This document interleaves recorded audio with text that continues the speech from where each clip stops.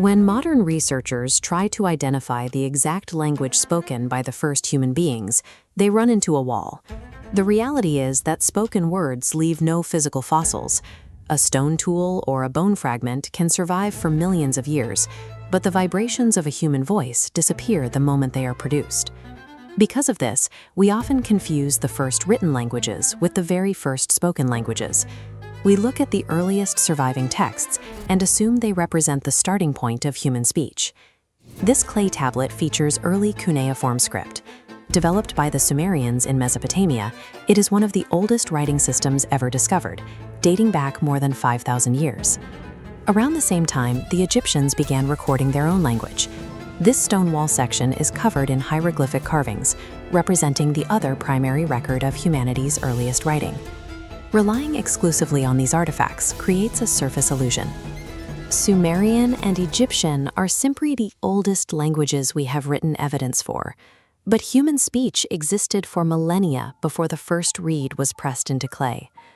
To hear echoes of those prehistoric eras, linguists look past buried stones. They look for ancient grammatical architecture preserved inside languages that are still spoken today. One of the most significant linguistic time capsules available to modern science is Arabic. By analyzing its internal mechanics, researchers can look beneath the modern script to find a lineage that reaches into prehistory. A common objection is that the Arabic alphabet appears relatively late in the historical record, thousands of years after the rise of Sumerian or Egyptian writing. But a language and the alphabet used to record it are not the same thing. A spoken tradition can exist for ages before it is assigned a dedicated script. The earliest clear historical reference to an Arab population appears in 853 BCE. This Assyrian stone relief dates to the period when King Shalmaneser III recorded a coalition of leaders that included Gindabu the Arab. Long before the Islamic period, Old Arabic was spoken across northern Arabia and the southern Levant. It was recorded using various regional scripts, including the Nabatean alphabet used to administer the civilization that built Petra. Because the language existed independently of its modern alphabet, its true origins cannot be measured by written inscriptions alone.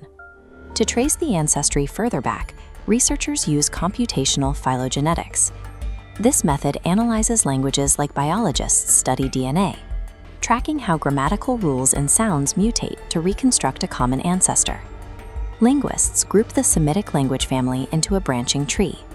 Arabic is classified with Central Semitic branch, alongside Hebrew and Aramaic. A 2009 study traced these branches back to a single ancestor, Proto-Semitic, originating approximately 5,750 years ago in the Near East. This confirms that Arabic is not a medieval invention, but a descendant of a linguistic population that existed during the early Bronze Age. Arabic is significant to linguists because it is exceptionally conservative. While most languages simplify their sounds and rules over time, Arabic has resisted these changes. It has retained a massive inventory of consonants and complex grammatical forms, including a strict dual system used to distinguish pairs of people or objects from groups. It also preserved grammatical case endings, a system of short vowels at the ends of words that indicate their role in a sentence. This is a feature traced directly back to the reconstructed Proto-Semitic ancestor. The language uses a triliteral root system. A three-consonant base, like KTB, acts as a framework. By changing vowel patterns, this root generates words like kataba, kitab, and maktab. Linguists note its preservation of these ancient Proto-Semitic mechanics is unusually high. This makes the language a living archive, carrying prehistoric systems of grammar into the modern world. For centuries, many have believed that Arabic was the original language of humanity, the tongue spoken by Adam. Scientific metrics cannot identify the first human language. Because early speech left no physical trace, researchers cannot verify what was spoken at the very beginning of our species. Archaeology reaches a limit when it looks into the distant past. Beyond the Bronze Age, the first spoken words leave no evidence in the soil. Yet the belief persists because the language's preservation of such ancient structures makes its connection to deep history feel tangible.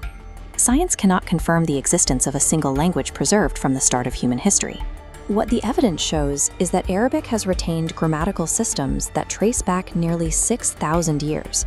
We have dug beneath the written record and reconstructed the prehistoric lineage of this language. When it comes to the ultimate origin of human speech, it remains one of the great mysteries of our past. We may never know if Arabic resembles the first words ever spoken, but it remains a rare, living connection to a prehistoric linguistic world.